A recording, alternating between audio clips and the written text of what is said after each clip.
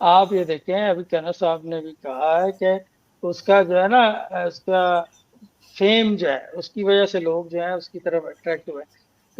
मलिक साहब, आप देखें कि मुशर्रफ के दौर तक ये अपनी एक सीट जीतने के काबिल नहीं था, इसको एक सीट जितवाई गई जो हम्म। है, इसको प्लानिंग के वो सिर्फ एक 9 या 10% का तबका है जो वो कल्ट जो है जो वो इसके गिर्द है, और उसी को इसका सोशल मीडिया बढ़ा चढ़ा कर ये ठीक बताता है। है, ठीक है ना। ये वजह है। बाकी जो है खान फारूक के, मैं वो बात पे जाऊं कि जी कि वो खानदानी जो है उस पर लगा। आप मुझे बताएं, इस टाइम गवर्नमेंट में खानदान के कितने, आप सागदार को उसमें शामिल करेंगे? सागदार प्रोफेशनल आदमी है, ठीक है। उस पर कितनी तनकीद हो रही थी, आज फिर पाकिस्तान को वो ट्रैक पे ला रहा है, ठीक है ना। पाकिस्तान के में जखायर आपके बढ़ रहे हैं, ठीक है। हम भी उस पर तनकीद करते थे, लेकिन वो प्रोफेशनल आदमी है।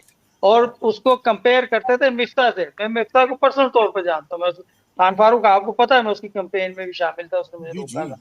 मैं उसकी एबिलिटी को जानता हूँ, कितनी उसकी एबिलिटी है, लेकिन वो असहाकदार के मुकाबिल नहीं है, ठीक है ना। उसकी सिर्फ एक चीज थी कि वो खाकान अब्बासी का दोस्त था, ठीक है ना, दोस्त है, ठीक है ना, वो अमेरिका से उसका दोस्त है।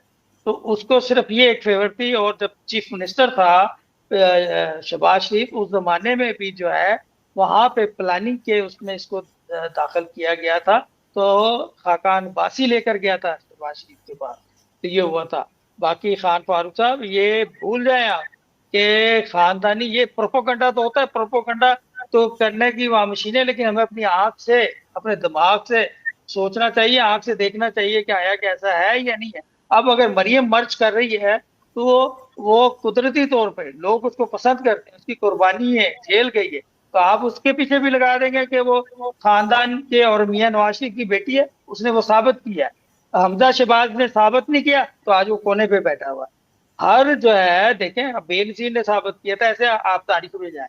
इमरान खान की बात करते हैं, इमरान खान के कौन से हैं? इसके बच्चे वहां बैठे हुए हैं, उसकी बेटी वहां बैठी हुई, जिसको ये मानता नहीं है, ठीक है ना। अब उसके बाद जो आगे आएगा तो पीर नहीं आएगी। वो आपके वहां पे जो है वो टोपी वाला बुरखा पहन के जो है ना, शहरों शहरों घुमाएगी अपने 10% लोगों को।